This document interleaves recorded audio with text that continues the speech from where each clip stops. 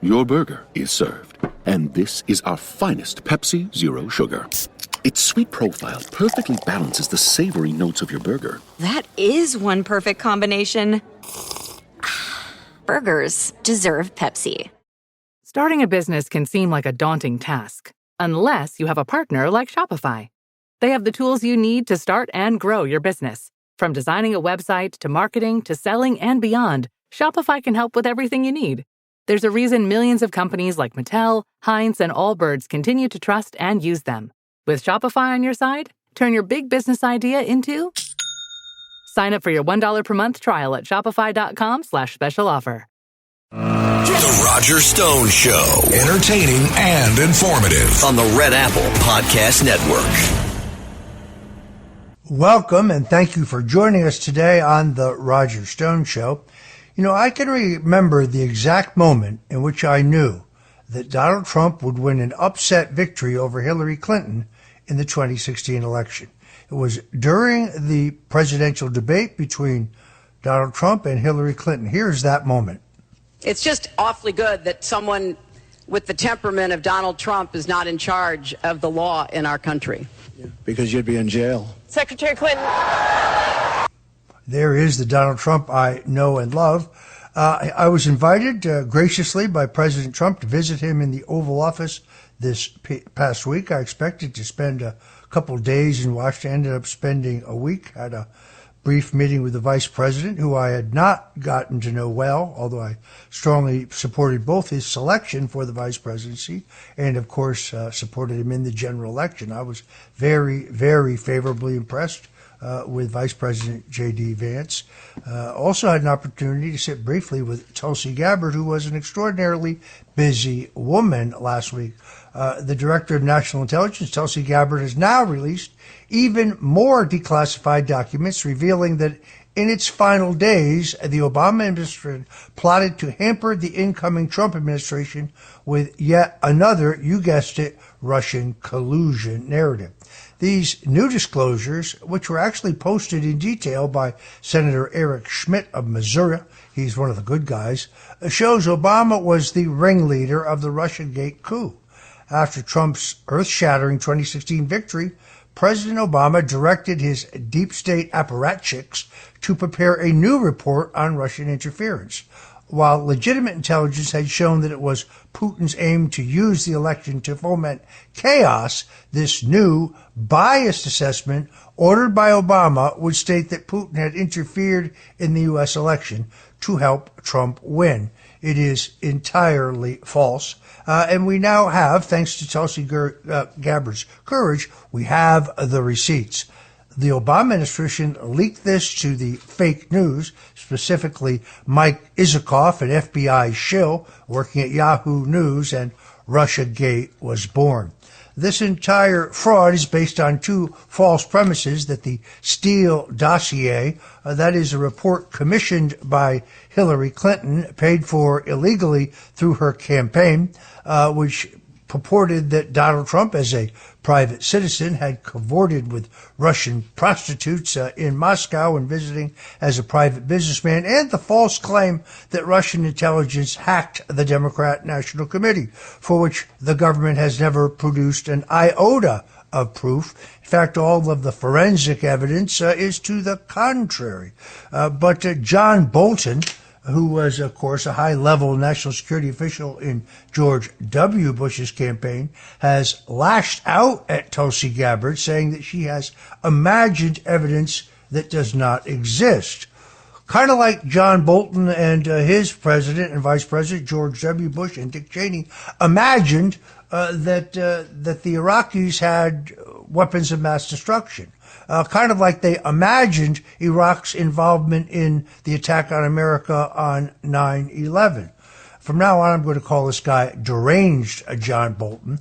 Everything Tulsi Gabbard has said has been documented. Let's listen to Tulsi Gabbard lay the wood to the deep state. At President Trump's direction and with the support and coordination with the House Intelligence Committee Chairman Rick Crawford, today we've released a declassified Oversight Majority Staff report that was produced in September of 2020. The stunning revelations that we are releasing today should be of concern to every American. This is not about Democrats or Republicans. This has to do with the integrity of our democratic republic and American voters having faith that the votes cast will count.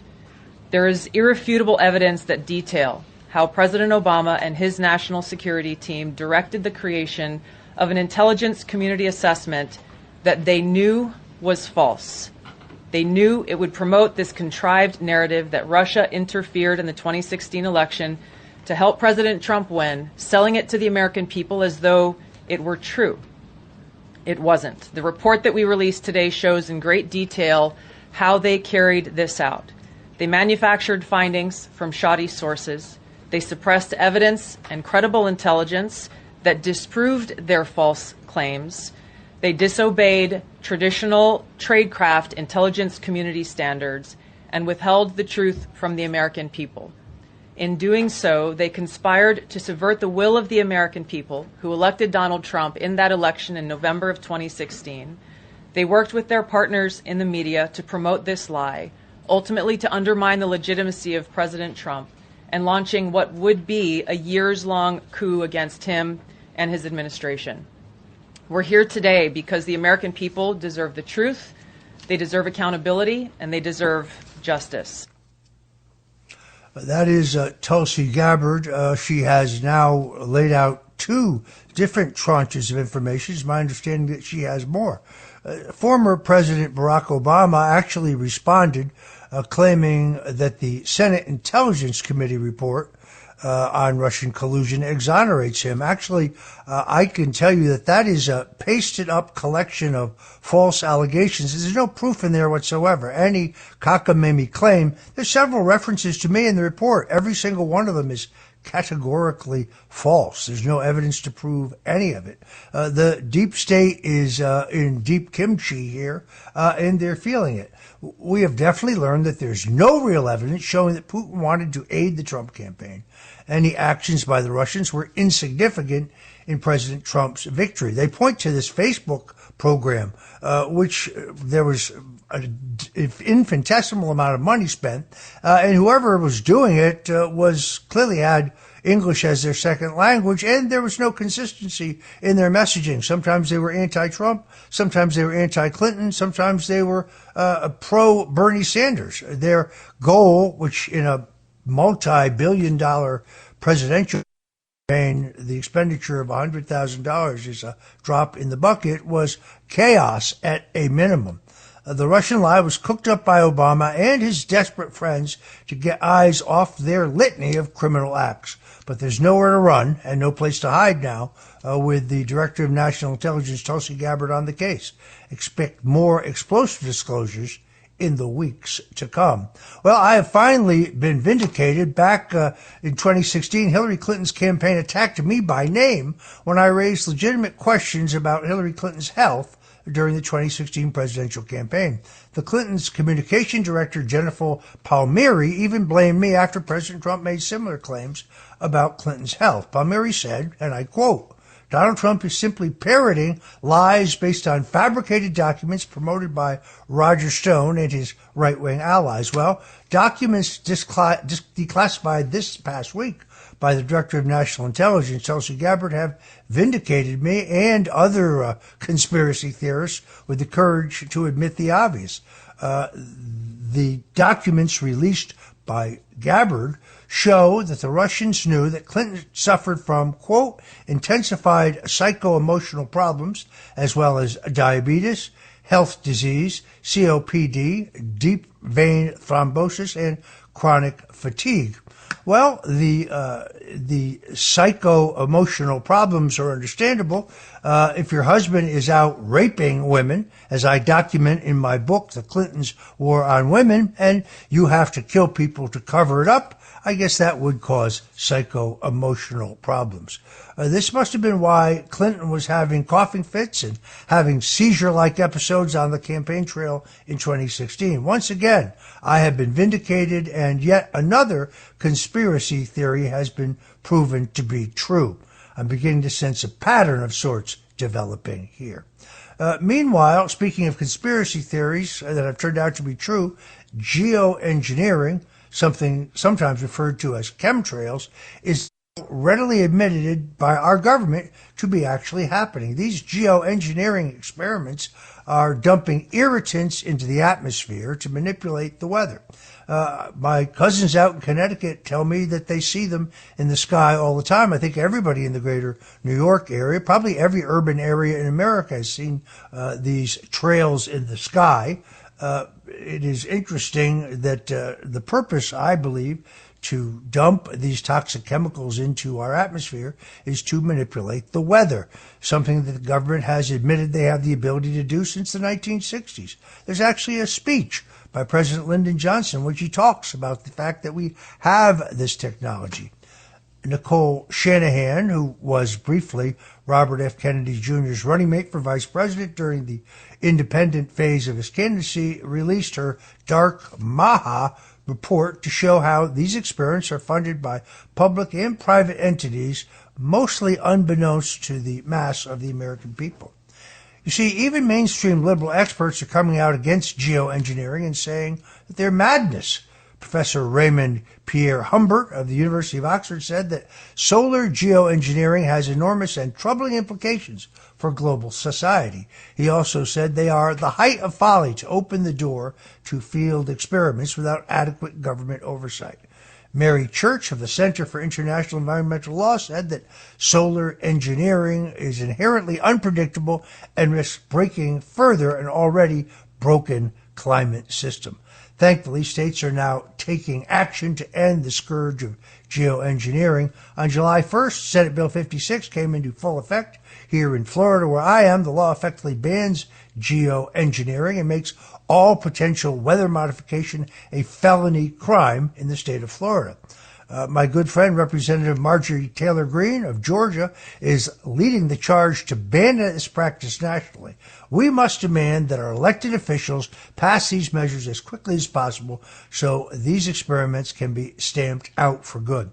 If you're just tuning in, you're listening to The Roger Stone on the Red Apple Audio Networks. When we come back, we're going to talk about whether it is time to put Donald Trump up on Mount Rushmore. I think it is.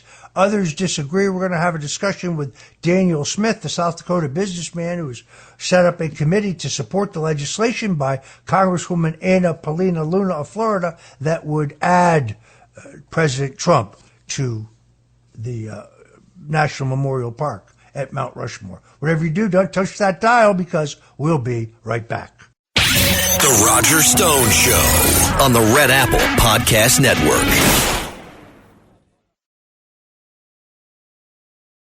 The Roger Stone Show. Entertaining and informative on the Red Apple Podcast Network. And we're back on the Roger Stone Show. Unfortunately, our invited guest, Daniel Smith, the South Dakota businessman who has set up an organization to advocate support for the bill by Congresswoman Anna Paulina Luna of Florida to put the visage of Donald J. Trump up on Mount Rushmore, is unable to join us because his son was injured in a household accident, had to be rushed to the hospital. But I also agree with Anna Paulina Luna, who sponsored legislation in the House that would authorize adding Donald Trump to Mount Rushmore. I believe legally you would need the acquiescence of the Blackfoot Indian tribe, who has some say in the matter for reasons of treaty. But here's Anna Paulina Luna. Some leftists attacked her saying she wanted to put Donald Trump up on Mount Everest. I think they got that wrong. Let's listen to Anna. So there's a dumb Oppo group that's apparently paying people to call my office and tell me that they don't want me to put President Trump's face on, listen for it, Mount Everest. So just Civics 101, guys, we can't put President Trump's face on Mount Everest because Everest is in Nepal. My bill covers Mount Rushmore here in the United States where we have jurisdiction. And also, why would we ever want to put President Trump on Everest when his big, beautiful face is more visible in Rushmore? So just for the record, if you're paying that group, probably should make sure that they have the right script and also that they know that the U.S. government has no authority in Nepal. So, folks, you can go to onemoreforrushmore.com. That's onemoreforrushmore.com if you agree with us that it's time for Donald Trump to join George Washington, Thomas Jefferson, Theodore Roosevelt, and Abraham Lincoln. And radical environmentalists who say incorrectly that it would be damaging or could damage the existing structure, well, they have no idea what they're talking about. I've talked to some of the top engineers, design experts. The technology is such that Donald Trump could easily be added to Mount Rushmore. And just given his incredible accomplishments thus far, not even 200 days into his second term, I think he deserves it. America is back stronger and better than ever. His critics would like to talk endlessly about the Epstein case, which the president has now ordered full and total disclosure. No, Donald Trump has nothing to hide in that matter, as I demonstrated conclusively in my book, The Clintons' War on Women, back in 2015. It's a distraction, folks, but the president who has brought us low inflation, who's brought us record revenues. For the first month of June, we actually had a surplus. There are over $722 billion in projected tariff revenues per year when all of these trade deals are finally done. He has brought illegal border crossings in our country down by 98%. He's mounted the largest deportation of illegal immigrant criminals in American history. All of the naysayers, all of the nattering nabobs of negativism who insisted that his economic policies, his tax cut, his regulatory cuts would cause record inflation have been completely and totally wrong. I think it's time to put Donald Trump on Mount Rushmore. Go to onemoreforrushmore.com and sign the petition. It costs nothing to support this incredible legislation by Congresswoman Anna Paulina Luna of Florida.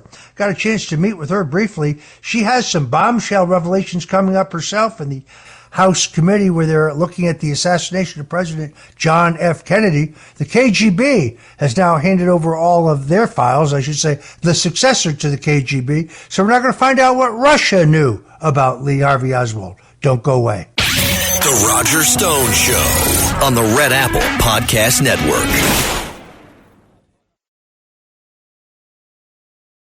The Roger Stone Show. Entertaining and informative on the Red Apple Podcast Network. Welcome back. I'm Roger Stone, and this is the Roger Stone Show on the Red Apple Audio Networks. Bulldog investigative journalist Laura Loomer has revealed that Mar Bitar, a Palestinian pro-jihadi operative who was deeply involved in the Russian collusion hoax in the Biden administration, has retained his security clearance in the Trump administration, despite his long history of subversive behavior. Declassified documents released by Director of National Intelligence Tusli Gabbard show that Bitar participated in the National Security Council meeting where the Russiagate hoax was first devised. Bitar left the Obama administration to work under shifty Adam Schiff, the greatest congenital liar, huckster, and con man to ever serve in the U.S. Congress, providing legal counsel for the House Permanent Select Committee on Intelligence, where he helped foment efforts to impeach President Trump based on the Russian collusion lies. Shockingly, Bitar has retained his security clearance even after President Trump has come back into power. But Bitar presently works for Senator Adam Schiff as his chief counsel and national security advisor. So he's Schiff's man on the inside. It is not only not acceptable that this radical is allowed to have this sort of access to national security information and documents. It is time to drain the swamp by removing Maher Bitar's security clearance and then perhaps seriously looking into deporting this awful human being. hat tip here to my friend Laura Loomer, who continues to expose those embedded deeply in the deep state who continue to work against the best interests of America and our 47th President of the United States. Well, New York Attorney General Letitia James is in hot water yet again. This time it is a scandal with a much, much greater price tag. Here on the Roger Stone Show, with the help of the fraud investigator Sam Antar, we have outlined and documented a 22-year crime spree where the New York Attorney General, the one who says no person is above the law, has engaged in a series of mortgage frauds. Frauds that if you or I were involved in, well, we'd be in jail. All of that is documented, and it's quite real. There is no question that she got beneficial mortgage rates and insurance rates by falsely claiming that she would occupy a house in Virginia as her principal residence. Of course, if that were true, she would be ineligible to be New York's Attorney General. Another separate incident, she qualified for a specific type of low-cost mortgage by claiming that a rental property she owned had 4 units, which was the requirement by law, but this particular location had 5 units, making it ineligible for the beneficial mortgage that she received. And yet another case, she has $586,000 worth of mortgages, 3 separate mortgages, on a property in Brooklyn that has been appraised for $125,000. 2 of those 3 mortgages are not reflected on her state-required disclosure forms. But this is a much, much bigger scandal, perhaps her biggest scandal of all. New York Attorney General Letitia James was well aware of the fact of the Standard Chartered Bank sanctions case, a case now in court in the U.S. Second District. They found that at least $9.6 billion of illegal payments were made by the bank to Iranian and Hezbollah entities. The case implicates the New York Attorney General, Letitia James, and the Federal Reserve for ignoring these billions of dollars in illicit payments and ignoring the Treasury sanction designations. The maximum pressure is being used today not to enforce this law because of the failures of the Fed and the New York Attorney General. In this particular case, $9.6 billion of specifically identified illicit payments were made by Standard Chartered Bank from its New York branch to OFAC and other known terrorist organizations. The $9.6 billion was found in internal trade reports turned over by bank whistleblowers and represents the first batch from the Standard Chartered Bank Dubai office that cleared through the Standard Chartered Bank New York office. There are estimated over $100 billion more of illegal payments that are more recent, some of them from the bank to China, where it has 53 mainland branches that facilitate dollar trade payments for oil and war-making materials.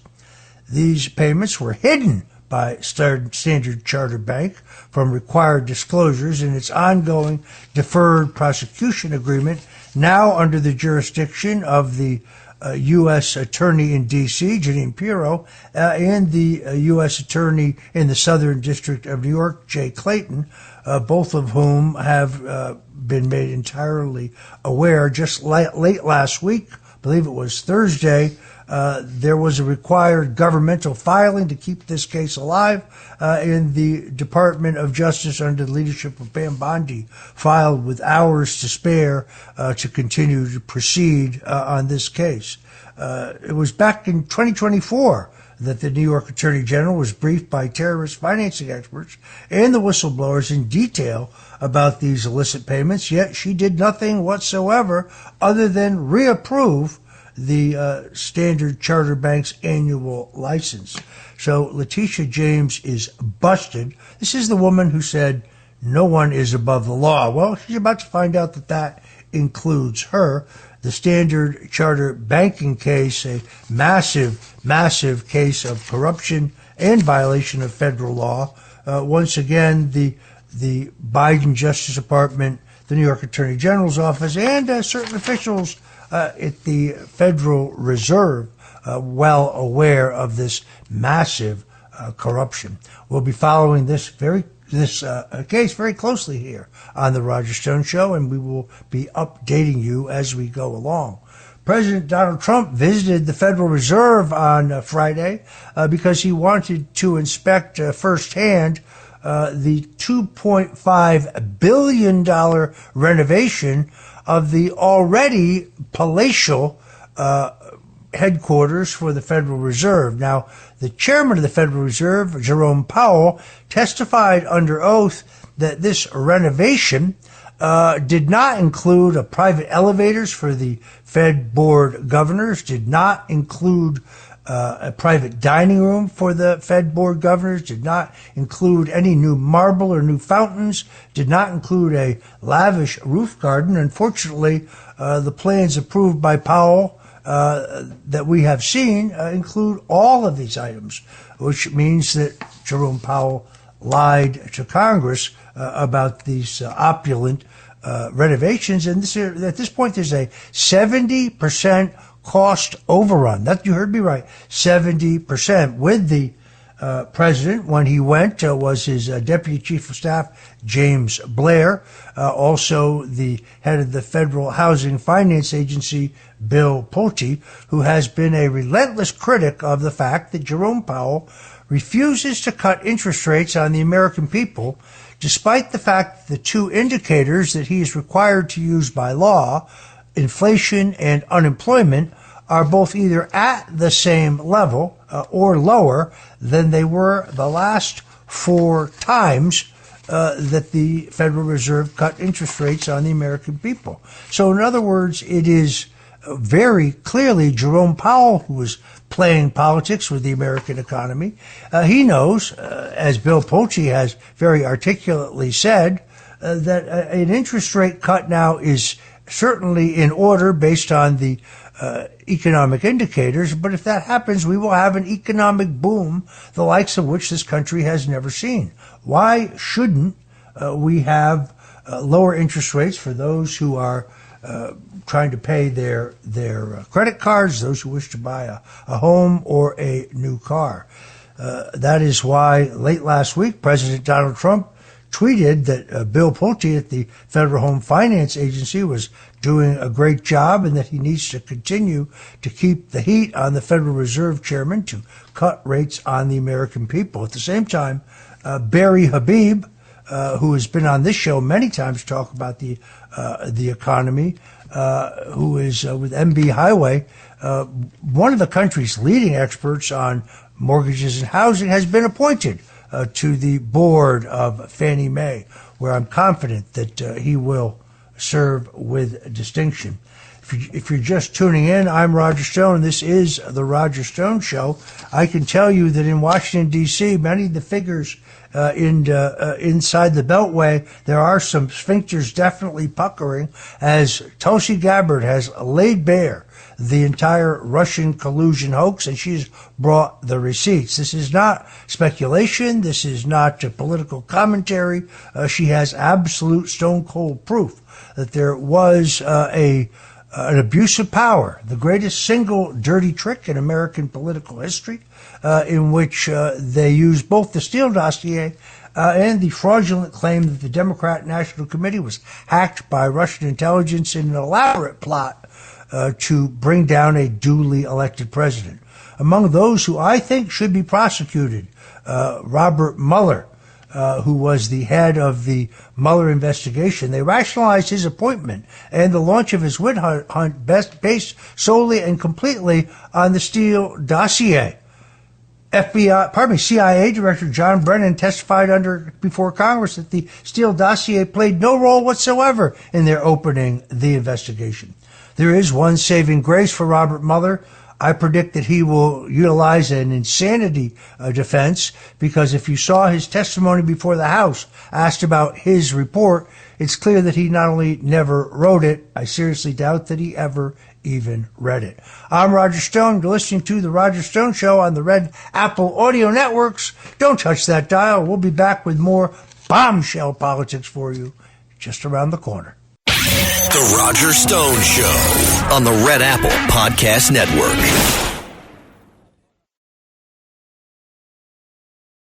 The Roger Stone Show. Entertaining and informative on the Red Apple Podcast Network. Welcome back. Coming up shortly on the Roger Stone Show, former Congressman Curt Weldon.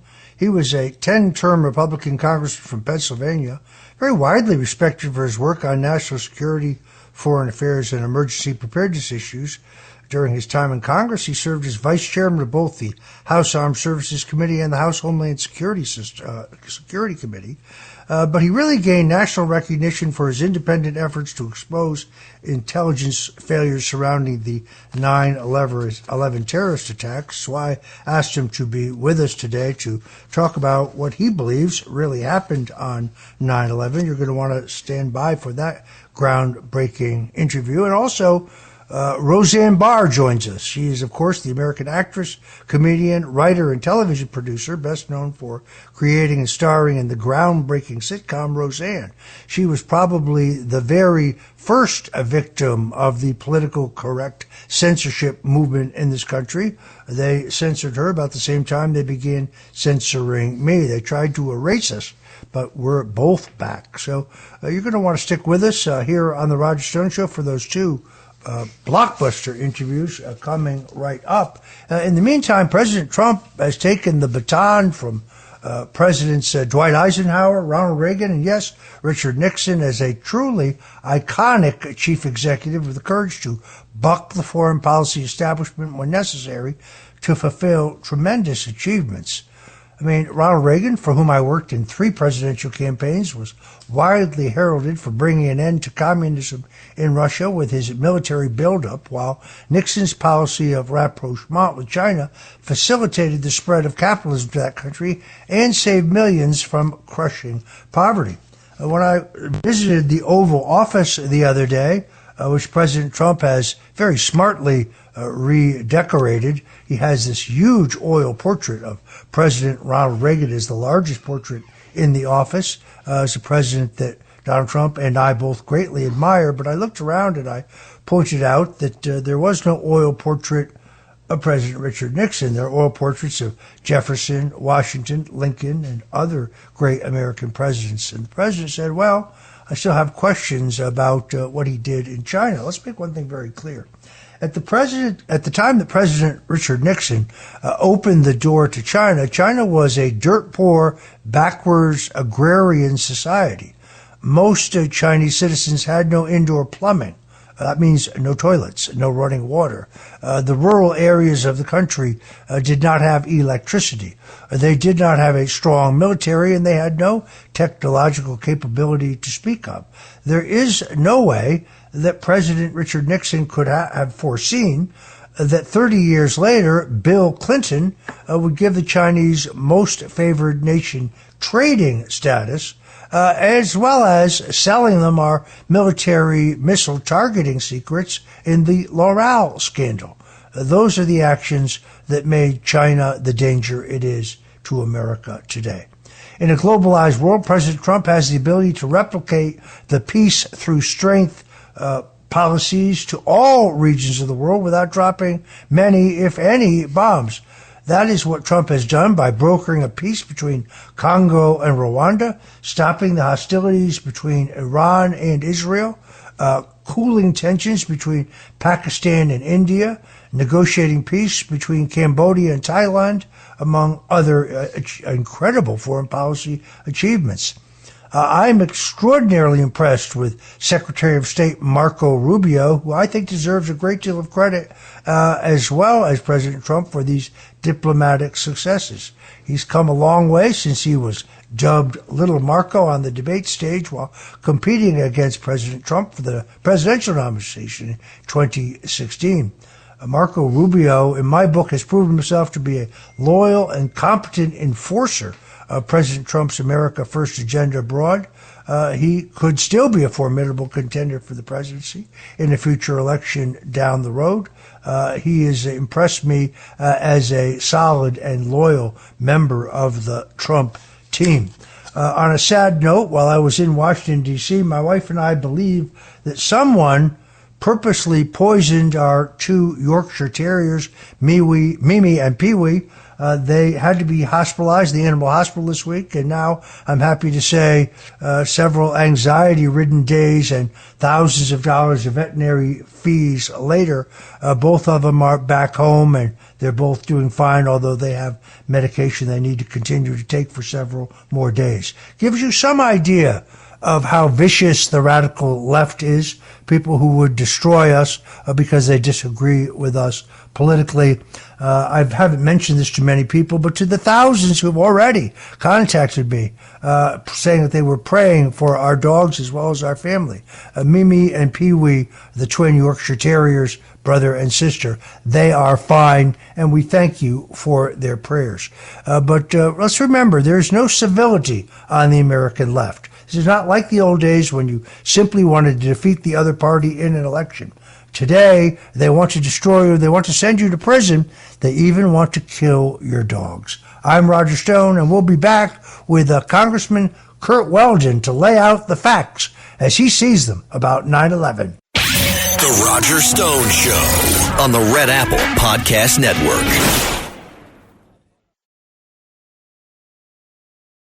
The Roger Stone Show. Entertaining and informative on the Red Apple Podcast Network. And we're back on the Roger Stone Show. Joining me now, former Congressman Curt Weldon. He was a 10-term Republican member of Congress from Pennsylvania, serving from 1987 to 2007. He is widely respected on a bipartisan basis for his work on national security, foreign affairs, and emergency preparedness. During his time in Congress, he served as vice chairman of both the House Armed Services Committee and the House Homeland Security Committee, roles that placed him at the center of U.S. defense and intelligence oversight. More recently has gained national recognition for his independent efforts to expose intelligence failures surrounding the 9/11 terrorist attacks. I watched a great, riveting interview with him with my good friend Tucker Carlson, which is why I'm proud to have him on the show today. Congressman Weldon, thank you for joining us on the Roger Stone Show. Roger, it's a pleasure to be with you, and let me extend a special thanks to you and your family. People may not be aware of this, but as a career firefighter, fire chief, I'm well aware that your family has a heritage of the fire service, and your father and grandfather were both firefighters and fire chiefs in a volunteer capacity. So thank you, and thank your family. I appreciate you mentioning that. My father, Roger J. Stone Sr., was the fire chief of the Vista, New York Volunteer Fire Department, as was my grandfather, Norris Stone. We're proud of that public service. My uncle was also chief for a period. Congressman, I've long believed that the 9/11 Commission report is our era's version of the Warren Commission report, meaning it was promulgated to support the official government story and suppress the truth. So can you explain how you have faced professional consequences throughout your political career for publicly pointing out the dubiousness of the 9/11 Commission conclusions? Well, I certainly will. And again, it's a personal thing for me. I am a firefighter throughout my whole career, like my father and brothers. And I was at the World Trade Center in '93, the first attack. I spent the day at Ground Zero. In fact, Governor Mario Cuomo called me that night and thanked me for a 1-hour special order I did on the need to support the fire department of New York, which I was doing. I was back there at 9/11 at Ground Zero looking for my good friend Ray Downey, who was the chief who had taken me through the bombed-out Trade Center in '93 and who was missing and eventually died. We never found his body at 9/11. I immediately said the government was at fault for not giving the support for a fusion center of intelligence that could have stopped this. And those words were not my words. Louis Freeh, former FBI director, when they came out with this publicly, wrote an op-ed in the Wall Street Journal. And he also went on Good Morning America. And both of these are documents you can get a hold of. And on both of those, he said that 9/11 could have been prevented.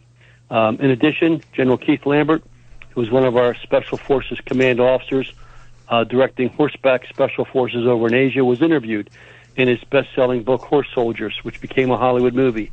And on page 27, he was asked the question, General, what were your thoughts when 9/11 happened? And the general responds, within seconds, I knew who had done the attack. I knew it involved Mohammed Atta because I had been briefed on a top-secret Army intelligence program. Roger, none of this is in a 9/11 Commission report. The Commission was a total whitewash. Zelikow was handpicked to deceive the American people. His co-chair in this whole effort, Jamie Grelick, was a partner in crime. She represented the Democrats, Zelikow, the Republicans, and their staffer, Dieter Snell. The commissioners never had a clue. They were never given the information necessary to make a determination. And the entire country has been blindsided. I immediately called into question this, and the deep state came after me. I was up for chairman of the Armed Services Committee in 2006. I would have won my 11th re-election handily. 3 weeks before my election, agents from D.C. came to my daughter's house, raided her house at 7 o'clock in the morning with the cameras already there. It was a national story. No one ever talked to my daughter. Nothing. No investigation, no indictments, no questions, zero. The raid was just to stop my election and make it appear as though my daughter, maybe I, had done something wrong. That was the beginning of what we're seeing today. What happened to you, Donald Trump, other people. This all began back in the early days of Clinton and Bush. It really increased dramatically under Bush because he was not in control. And what the American people have to know is if we don't take back this country, it's going to get much worse than it is today. To me, the smoking gun to understanding 9/11's official story is the question of Building 7. Few Americans even understand that there was a third building, one that was not hit by a plane, but it collapsed on September 11th. Can you explain to us the situation surrounding Building 7 and why the 9/11 Commission refused to seriously even address this elephant in the room? Exactly. Another key fallacy of the 9/11 Commission was exactly as you just pointed out. Building 7, 47 stories tall. The third building in the Trade Center complex. And was not hit by any plane and did not have any serious fire. And without any doubt, and even Donald Trump, the businessman, was interviewed by a local New York TV station on 9/11. And in his own words, as he watched the building come down in a replay, he said, look, I'm a contractor. That's controlled demolition. Donald Trump back then said what we all know today. That building was not caused by a plane crash. That building was brought down deliberately. There are so many factors that need to be investigated about 9/11. It stinks.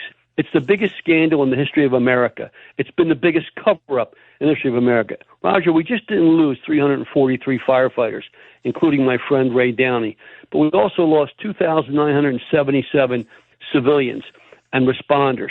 And then we sent, on top of that, because of 9/11, 2,500 soldiers to Afghanistan who came home in body bags looking for bin Laden. And bin Laden wasn't in Afghanistan. He had been hidden by our deep state in Iran. I have 11 silver bullets. They can't be refuted, and I'll take a polygraph on every one of those. We placed, with the help of our allies, Osama bin Laden in Baluchistan in Iran, not with the Iranian government, with the head of their IRG, their intelligence services. That's why we killed Soleimani 5 years ago. I questioned the CIA as the acting chairman of the Full Armed Services Committee twice, in front of 60 members of Congress from both parties. I had intelligence. On one case, right after 9/11, I said bin Laden's been reportedly in a town called Ladiz, and I had gone up and bought a map on Pennsylvania Avenue in D.C., and I said, can you tell me, agents, is that true? And the CIA said to me, in front of 60 members, Mr. Chairman, we've heard similar reports. We can either confirm or deny them. 3 months later, I got intelligence that he was being treated at a hospital, a military hospital outside of Tehran. I got the same response. Then I had Congressman Jack Murtha, the most respected Democrat in the House on defense issues, send over Democrat Ron Klink, who's still alive and will verify the story. They brought a knock-in who had worked for the agency, and he told me that bin Laden was in Iran. I have 12 people, 11 verified silver bullets, that Osama bin Laden was placed in Iran with the knowledge of our government while we sent American kids to Afghanistan. 2,500 came back dead. That's unacceptable, Roger. And the American people need to know until we take back control of the deep state. And it's not the entire deep state. I have friends in the agencies that I support and will go to the wall for. But I'm talking about the scumbags who have made money, the people like the ones that Donald Trump removed the 51 security clearances. I know those people, and they're the ones I'm talking about. Congressman, surely you know that there were reports of men in North Florida attending a training facility. The FBI was made aware of that. They conducted no investigation before 9/11. After 9/11, they found a residence, jewelry, clothing, automobiles, but they found no suspects. This former Florida Senator Bob Graham has raised this question publicly. There's been a major effort to discredit him. So there's a lot of troubling questions here. And I want you to address this one particularly. The government has steadfastly refused to disclose everything regarding the knowledge and involvement of the Saudi government. We do know that the majority of those men they accuse of attacking the country on 9/11 were Saudis. Little known is the fact that John Brennan, as the CIA director in Riyadh, signed off on the visas of 4 of those men. So what, if anything, is the role of the Saudis on 9/11? Well, as I've said frequently, Roger, I try to stick to the things that I can absolutely 100% verify and will take a polygraph on. I don't have the absolute verification of any foreign government or nation. I have my own suspicions and on my own concerns based upon things I've been told. But what I can tell you is this. I was the oversight chairman at the time, besides being the representative of all the firefighters in America, and having been at the Trade Center twice and at 9/11. I was the oversight chairman of all military research, $180 billion a year of funding. I was responsible for that funds. We were setting up information dominance centers for our services. The Army Center was at Fort Belvoir, and I was funding it. I was very friendly with each of the leaders of that 20-person unit established by General Hugh Shelton, chairman of the Joint Chiefs of Staff. They came to me frantically on 9/11. While we're having this attack occurring, they called me on my cell phone and said, Mr. Chairman, we have to see you right away. I didn't know what to think of this. I finally met with each of them separately, 5 separate professionals, all intel experts. And I'll name them all because they're all now public. They all came out and told me the same story. We'd identified Muhammad Atta and the New York cell of Al-Qaeda a year in advance, 1 year in advance.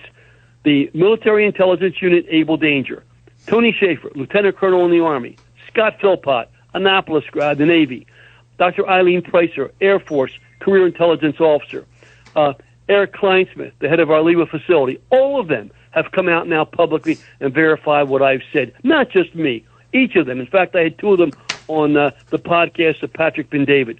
We knew in advance, a year in advance, that this New York cell was operational. And furthermore, I'm going to tell you this, Roger, on your show. It's been verified to me by a senior international leader of the FBI, and I have his name and I have his memo, that 2 of the terrorists at 9/11 were on the payroll of the CIA at the time. 2 of the terrorists were on the payroll of our CIA at the time. Absolutely incredible, but not surprising. 2 of the 8 Watergate burglars were on the payroll of the CIA at the time of the Watergate break-in. If you're just tuning in, we're talking to former Congressman Curt Weldon, a great American patriot, and we'll be right back. The Roger Stone Show on the Red Apple Podcast Network. The Roger Stone Show. Entertaining and informative on the Red Apple Podcast Network. Welcome back to the Roger Stone Show. Remember, coming up is my all-time favorite, Roseanne Barr, the actress, comedian, writer, television producer, and the first victim of the wave of censorship that marked the Obama-Biden years. Now we continue with our conversation with former Congressman Curt Weldon. Curt Weldon served with great distinction in the U.S. House of Representatives. He's paid a heavy price for being a truth teller about 9/11 and other important foreign policy issues. Congressman, to me, one of the most heinous foreign policy atrocities in recent memory, perpetuated by Obama's State Department and our NATO allies, was the toppling of Gaddafi in Libya, overseen by Hillary Clinton. This turned Libya from a relatively stable country into a hellhole, and it unleashed waves of Muslims into Europe. Why was this operation performed when it was, and why was it performed when it so obviously was going to lead to this horrific outcome? Well, Roger, I appreciate you asking that question. I took my role as Vice Chairman of the Defense Committee very seriously, and whenever I could travel overseas and support the administration, be it Republican or Democrat, on foreign policy issues to avoid war, I did it. So I went to Libya when George Bush publicly proclaimed that Gaddafi had come out and said he was going to renounce terrorism and give up any weapons, and praised him for that, and actually brought his son safe over to meet with Condoleezza Rice in the U.S. I was taking a group of members of both parties to Iraq to meet with our troops, and I said to the State Department, I'm going to stop in Tripoli. I want to see Gaddafi and let him know that we will support our president if Gaddafi is verified that he's doing what he said he would do. The White House tried to stop me, but during my time in Congress, I was not one that could be stopped. So we took a 6-member delegation, 3 Democrats, 3 Republicans, and we landed in Tripoli. There were hundreds of people there, including the first American delegation in 25 years. And we were there for 3 days. It was amazing. We saw all the positive changes being made in the country. Gaddafi was an eccentric person, but on our final meeting of the trip, it was in a tent with him where he told us he didn't want war. He didn't want conflict. But I'll give you a couple of observations, one of which will interest you. On the second day, they took us out to a reservoir of clean water to show us where he had built this man-made system of moving pure water throughout the desert through these massive pipes to help the people get drinking water and sanitation systems. And they set up these tents that we all sat under with the leaders of the neighboring countries. Gaddafi wasn't at this meeting, but the leaders were there. And as we sat there, I looked at this 14-foot-high pipe, and I said, how did you build that pipe? You've been under sanctions for 25 years by the U.S. and by Europe. And the Libyan leaders who were with us said, well, Congressman, we didn't build the pipe. I said, well, who did you buy it from? Russia? China? Oh, no, Congressman. I said, well, you've been under sanctions by Europe and by the U.S. Who did you buy the pipe from? And they said, well, we bought it from some company called Halliburton. At the time of that, Dick Cheney was the CEO of Halliburton, right before he became the vice president. That's what the problem. I went back and filed an ethics report about what I had witnessed. Gaddafi wanted one thing. He wanted to establish a nation, a group of nations in Africa, as Europe had done with one economy. He wanted a unified African economy, and he wanted to base it on the gold standard. But the West didn't want that, and they wanted to remove Gaddafi because he had become the head of the African Union. The war occurred. The effort was to remove him, and I got a call from 2 of Gaddafi's, the friends of his son, Saadi Gaddafi, who was in the U.S. One was from a close friend of George Bush, Steve Payne from Texas, and the other was a former staffer of Biden, Brian Ettinger. And they said, Kurt, Saadi Gaddafi's here. His father wants you to come to Libya during the war. I went to Libya. I took them over. I hand-carried the letter back from Gaddafi to Hillary Clinton and Obama, offering to resign.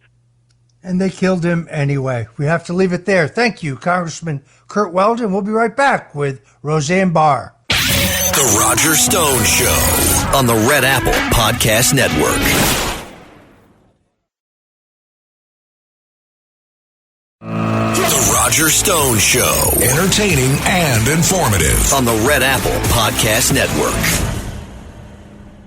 Welcome back to the Roger Stone Show. And now joining me is iconic comedian. She's America's Mom, who had the #1 hit comedy television show in America for years. Later became a activist and a truth teller in her own right. She's now out with her own new film called Roseanne Barr is America. Welcome to my friend, Roseanne Barr. Roseanne, welcome to the Roger Stone Show. Hi, Roger. How are you doing?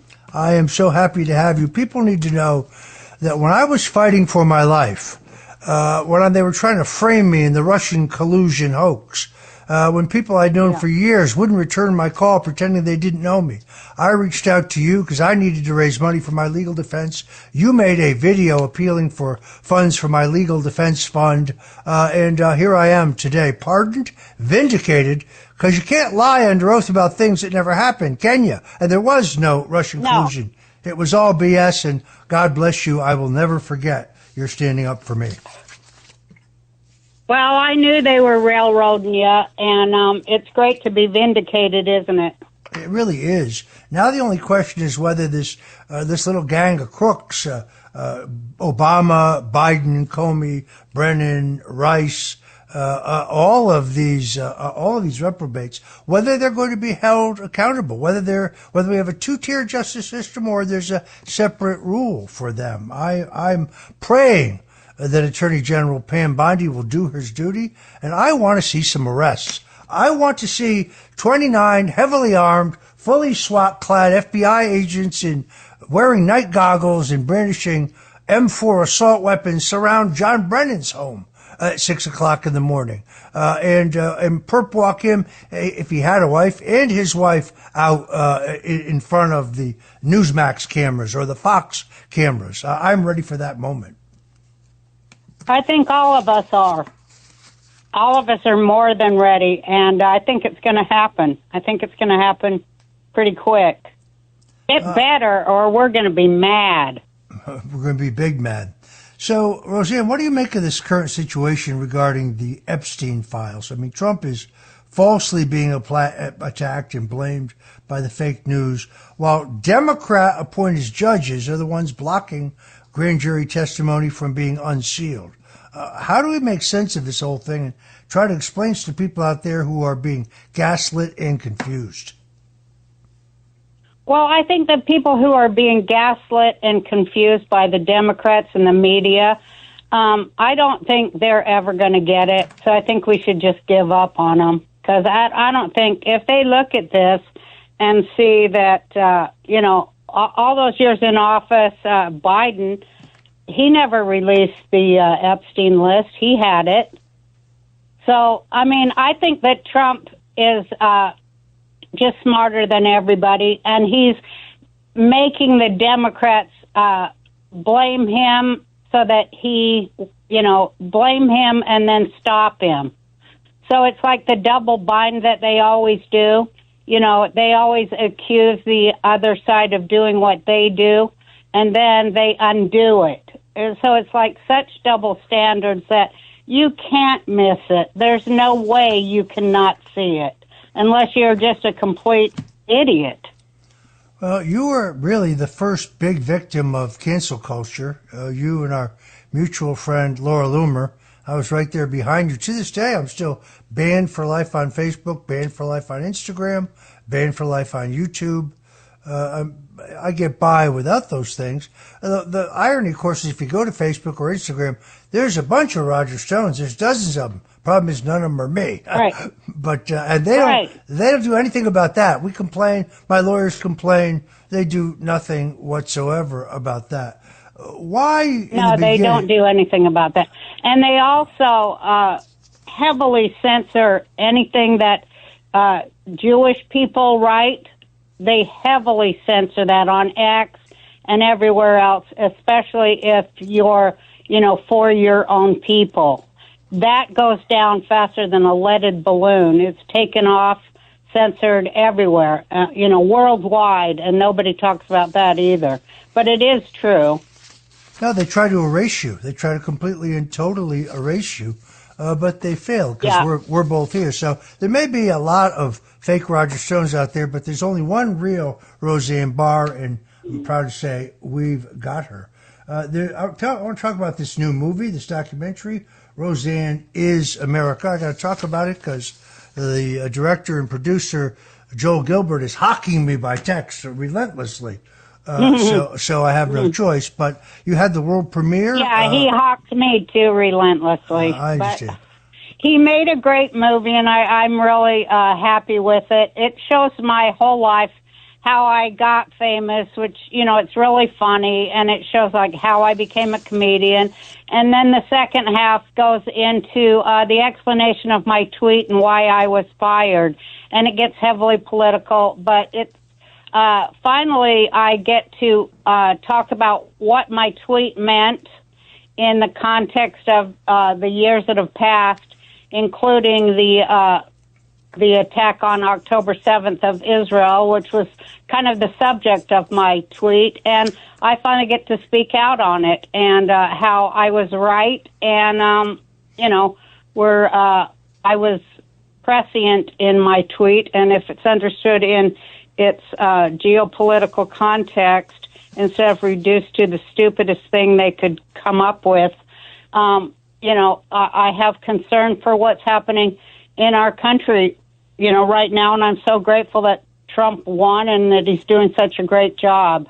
And, all of that is part and parcel of the movie. And it's kind of like my going from being a leftist to becoming a radical constitutionalist American. And so that is kind of what has happened in America. And I think the point of the movie is that, the majority of voters think like I do. There's no question about that. We are the majority, sometimes the silent majority. If you're interested, folks, you can go get the film at RoseanneIsAmerica.com. That's RoseanneIsAmerica.com. It's on live stream at YouTube Movies, Apple TV, iTunes, Amazon Prime, Tubi TV, and others. Also, video on demand, all satellite and cable networks nationwide. 86 million people could see this movie. You got it on DirecTV, Dish Network, Cox Cable, Comcast. Go. I'm sorry. No, I hope they do watch it because I think that it really clears up. It's very clear in what's happened to us since I got fired in 2017, and I think it makes very clear why I was censored and fired, because I tweeted about the Muslim Brotherhood and their influence on America, and we're all seeing it right now. So, and we were never allowed to say those words. And still, if you say those two words, you're censored, immediately censored on most media. You probably don't know this, but until very recently, I was banned on KABC in Los Angeles. I was banned because Tom Arnold falsely accused me of having involvement in the Al Franken case, because I heard from Fox that Franken was going to be confronted with these charges of sexual assault, and I posted about it. That doesn't mean that I was involved in it. I had no involvement in it, but the left decided that I orchestrated the whole thing, and I was banned from KABC. I could never come back and do an interview until about 2 weeks ago, when John Phillips finally got them to lift the ban. So now I'm not only on 77 WABC, but also KABC for that landmark interview. It was nice to be back after all that time. Well, it's really nice that you're back. They seem to be lifting the bans some places, but, they're not really lifting it. They're just going further and further underground, and that's why America needs to see some of these people arrested, if not all of them, very quickly, because they really did overthrow the constitutional republic of the United States of America, and they need to be punished and called for on it. Yeah, well, you have a lot of courage to come out and say that. I really wanted to go to the world premiere screening of your film at the National Press Club recently. In my case, any excuse to put on a tuxedo. But unfortunately, I had a conflict. But how was it? Really looked like a good time. My fans came, and of course they were not in tuxedos. So you would have been out of place. They were in shorts and T-shirts. And I was really glad that they came to that place. It was fun to kind of, show a bunch of working class people to show up there. It was nice to speak with and meet them and, host it there. It was pretty fancy. I had never been there before, but it was fancy and nice. When we come back, I'm going to ask you about this. I read that your sister Geraldine tragically died after getting the COVID jab, and many others in your family are chronically ill. Is that accurate? Well, my sister Stephanie. Ah, I see. Well, it's a tragic situation. We've experienced some division in my own family. It's still delicate, difficult to talk about. But I see I really like what Robert F. Kennedy Jr. is doing in his efforts to make America healthy again, and to tell the tell American people the truth about it. And also, somebody posted this online. They said, Gabbard Barr 2028. Wow, I love that idea. And I know they're not talking about Bill Barr, you know? I know they're not talking about former Attorney General Bill Barr. No. Definitely not. If you're just tuning in, this is the Roger Stone Show. We're talking to the one and only superstar, comic superstar, Roseanne Barr. And we'll be right back with more of this epic interview. In the meantime, go check out her new documentary film. You can go to RoseanneIsAmerica.com, RoseanneIsAmerica.com. You can also get the DVD by going to Amazon.com. Haven't had a chance to see it, but everything Joel Gilbert produces is first rate. And, well, Roseanne, you're my favorite. I have to admit it. We'll be right back with The Roger Stone Show. Whatever you do, don't touch that dial. The Roger Stone Show on the Red Apple Podcast Network. The Roger Stone Show. Entertaining and informative on the Red Apple Podcast Network. And we're back. We're talking to the American actress, comedian, writer, television producer, and outspoken patriot, Roseanne Barr. Roseanne Barr, of course, had the groundbreaking sitcom Roseanne from 1988 to 1997, then very successfully revived in 2018 until Roseanne posted a tweet about the Iran nuclear deal and Obama ally Valerie Jarrett. And then suddenly this lifelong civil rights activist was promptly accused of racism over this misunderstood post. And Roseanne and her show were abruptly canceled. I had dinner Friday night with Laura Loomer in Washington, D.C. We were both talking about how we love you so much. Your ears must have been ringing. Oh, I love you both so much. And we probably get along because we're both half crazy. You can join us in some of that. But we're patriots. Yes, absolutely. We're patriots, and we put America first. I told Laura I was going to ask you this question because I really don't get it. So you come originally from the left. You had a variety of very liberal views earlier in your life. You've kind of evolved, but you're certainly familiar with the ideology. And there's always been some anti-Israel sentiment on the far left, but recently it has become more vicious and more mainstream than ever before. No, that isn't true. It wasn't always like that. When I was a girl, my parents were both Democrats, but they said it was because the Democrat Party, as they saw it, was more for the working man. So that's how it was always in our house, because they were working people, My parents both had jobs. And so they thought it was unions for the people and this and that. So the thing is, I always thought that too until I realized as, in television with, when things really changed in America, I was just witnessing it. I was witnessing it when I started doing stand-up in 1980. I call it the great unraveling, where public money started going into private pockets.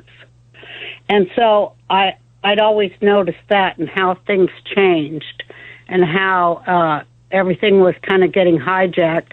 And as I grew, I just noticed things. And I noticed, boy, the Democrats sure stopped talking about labor issues, and they sure stopped talking about the working man. And, boy, they sure started talking about Israel, didn't they? They sure did. And, then they started talking about everything but the working man and, labor rights. And it's weird. And then I ran for president because I felt like Obama was the worst offender of what a Democrat was supposed to be talking about. His speeches astounded me. And I was at the time living in Hawaii, and I was an organic farmer. And the state of Hawaii was forcing us to use Roundup, Monsanto Roundup on our organic crops. So I went and gave a fiery speech at City Hall, and Monsanto moved off our island, and I was very proud of that. And I gave one hell of a speech, and I decided all you have to do to run for president is give a speech. So I realized that with Obama. So in 2012, I gave a hell of a speech as a socialist, but it was really as a populist. And then when I heard Trump doing it, I fell madly in love with him because I'm a narcissist, and I was like, he's got the right ideas. He's saying the same thing. I campaigned with, we must audit the Federal Reserve. And, I mean, good ideas just occur in the world when God wants them to, I've always thought. And so, you know, that was basically the way I changed, because I said, look at Trump out there talking about labor, American labor, and working people. You know, it's just great. It's what the Democrats are supposed to be doing. So that's why he won, you know, and I knew it. And then I also know now, looking back, the reason they fired me is because they was planning on unleashing the epidemic, or whatever they call it, the COVID, and they couldn't have me on the air because I would have told everybody not to get the shot, which I did. And, you know, I would have told them, too, hey, they're going to steal the election. So they couldn't have me on the air. So they had to find some way to get rid of me. Yeah, too much truth. So that's okay. Well, you know what? I feel like God took me out of Egypt and led me to the promised land, which is free speech. And so now I'm doing it, and I'm actually happier and having a better life. And I don't. You are on social media. I don't have to talk to people in suits ever. I never have to talk to fucking guys in suits ever. So you are on social media as much as you've actually stated it's a brainwashing machine, but you remain very outspoken with your regular podcast. Well, it is a brainwashing machine, but also it's lies. 100. It's a unified field of bullshit. Oh, they're loving this back at the station, I can tell you. How can people access your podcast and remain connected with the content that you're putting out? Am I not supposed to swear on here? I apologize if I'm not supposed to swear. Don't worry about it. We'll take care of it. I'll take you any way you come. Okay. I'm just proud to have you and proud that you're my friend. Well, you know, God bless America, and I just want to say, they're stepping up the trying to divide us stuff, the MAGA folk. They're trying to divide us in every possible way because they're getting paid from people who will benefit from us being divided. So just don't listen to any of it. And Trump is going to release everything, believe me, at the right time, because he's a master of timing, and he's got it all planned out. And when appear weak when you're at your strongest, right? Absolutely. All right. Folks, please go to... Thank you for having me on. Thank you, sweetheart. You can find me at Roseanne Barr Podcast. There you go. That was my final question. Thank you, Roger. Thank you, Roseanne. We love you. Go get her film, RoseanneIsAmerica.com, and thank you for joining us today on The Roger Stone Show. Thanks for listening to The Roger Stone Show. You can hear The Roger Stone Show Sunday afternoons at 3. If you like the podcast, share it with your friends and listen anytime at WABCRadio.com and download the WABC Radio app. Hit that subscribe button on all major podcast platforms. Plus, follow WABC on social on Instagram, TikTok, Facebook, and X. See you next time for a new episode so you never have to wonder. What the heck is going on here?